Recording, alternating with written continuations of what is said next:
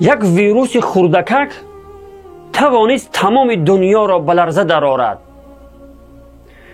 یک ویروس خردی که آن را در زیر میکروسکوپ دیده می شود. از ترس آن مردم مسلمان و غیر مسلمان همه به دهشت افتاده اند. مکتب‌ها و مسجدها، کارخانه‌ها و دیگر جایهای اجتماعی را متوقف کرده است. همین یک ویروس خردکک بزرگترین و بایترین شهرهای دنیا را به شهر مردگان تبدیل داده است.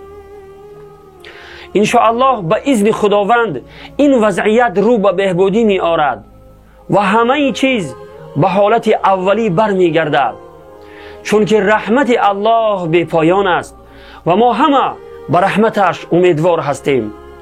اما این حادثه ویروس برای تمام بشریت درس بزرگی بود.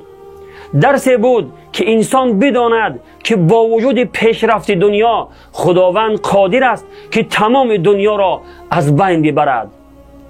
بله، خداوند قادر است که با یک ویروس خردکک تمام دنیا را زیر و رو کرده به لرزه درآورد.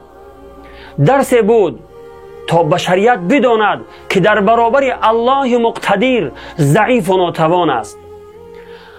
ای فرزند آدم، اندازه و حجم خود را بشناس.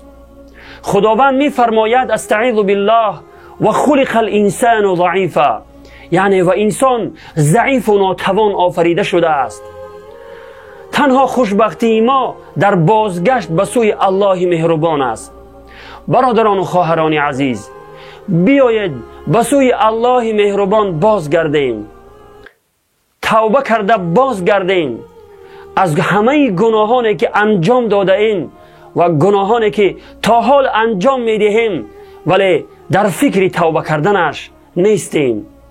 و السلام علیکم و رحمت الله و برکاته.